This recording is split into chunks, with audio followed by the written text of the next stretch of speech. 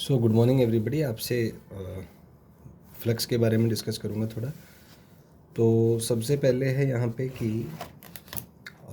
अगर हमें जो मैग्नेटिक फ्लक्स है, अगर मैग्नेटिक फील्ड और एरिया वेक्टर यूनिफॉर्म है तो ओपन सरफेस के थ्रू मैग्नेटिक फ्लक्स को लिखा जा सकता है बी डॉट एस। मान लीजिए मैग्नेटिक फील्ड है B1 I cap plus B2 J cap plus B3 K cap और एरिया वेक्टर है S1 I cap plus S2 J cap plus S3 K cap. तो जो ओपन सरफेस के through flux होगा वो होगा B dot H.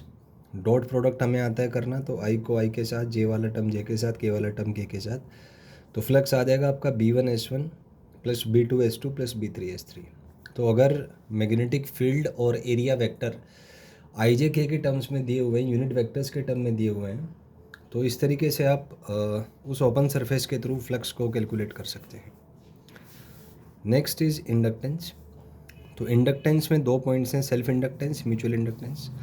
Self inductance is opposition to change in magnetic flux in a given circuit associated with itself. जब कोई circuit अपने खुद के मैग्नेटिक फ्लक्स में चेंज का अपोज करता है तो उस प्रॉपर्टी को हम सेल्फ इंडक्टेंस कहते हैं। इसे आप मास से भी एक एनालॉजी के तहत समझ सकते हैं। जैसे मास जो है change in state of motion का अपोज करता है, उसी तरीके से जो इनर्शिया है वो चेंज इन मैग्नेटिक फ्लक्स का अपोज करेगा।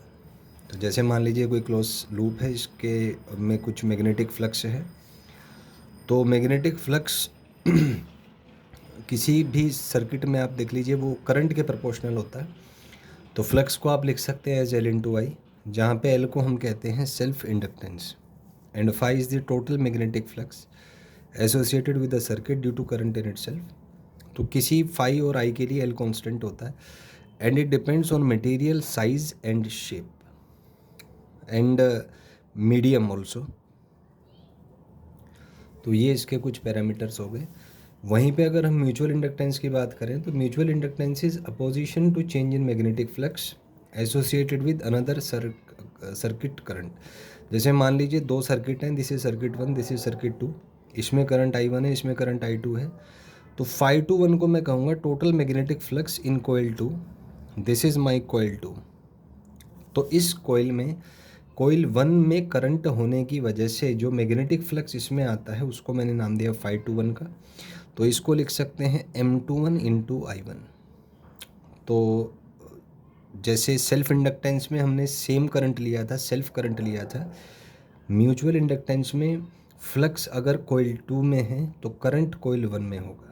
और इसको हम रिलेट कर सकते हैं phi two 1 is equal to M21 into I1 से, जहाँ पे phi two 1 is total magnetic flux in coil 2 due to coil 1 current. और ये जो M21 है इसको कहते हैं mutual inductance of coil 2 with respect to coil 1।